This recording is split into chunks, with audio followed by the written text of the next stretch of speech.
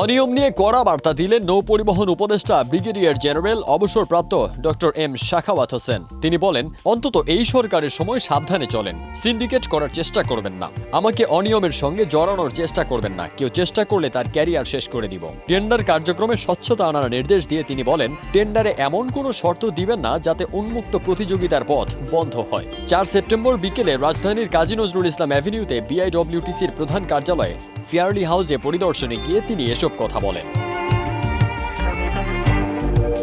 কারসাজি ও অনিয়ম বন্ধ করে স্বচ্ছতার সঙ্গে টেন্ডার কার্যক্রম পরিচালনা করতে বাংলাদেশ অভ্যন্তরীণ নৌ পরিবহন কর্পোরেশন বিআইডব্লিউটিসির কর্মকর্তাদের নির্দেশনা দিয়েছেন নৌ পরিবহন উপদেষ্টা ব্রিগেডিয়ার জেনারেল অবসরপ্রাপ্ত ডক্টর এম শাখাওয়াত হোসেন। একই সঙ্গে তিনি সেবার মান ও আয় বাড়াতে কাজ করার আহ্বান জানিয়েছেন।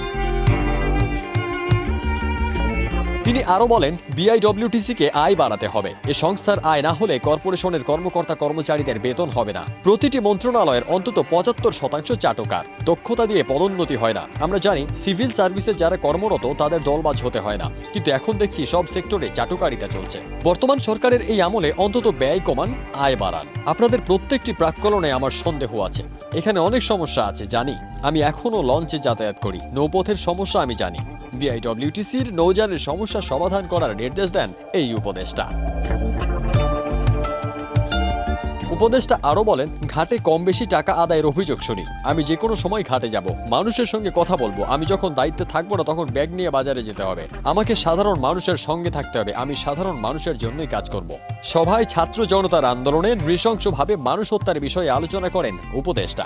তিনি বলেন, আন্দোলনে ছাত্রদের যেভাবে মারা হয়েছে তা মনে পড়লে আমি এখনো ঘুমাতে পারি না। তারা জীবন দিয়ে যে স্বাধীনতা এনেছেন তা আমাদের মনে রাখতে হবে।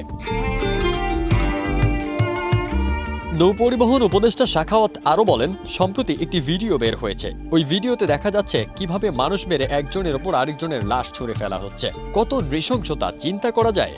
যেই সরকার এইসব কাজ করেছে তারা কত দুর্নীতি করেছে তা বলার মতো নয়। সরকারের নিচ থেকে উচ্চ পর্যায় পর্যন্ত দুর্নীতি হয়েছে। ওই সরকারের সময় যারা সৎ ছিলেন তাদেরকে ভালো জায়গায় রাখা হয়নি।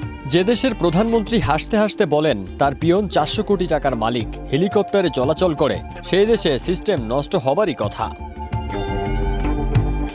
ফারদিন সানি, দেশ রূপান্তর।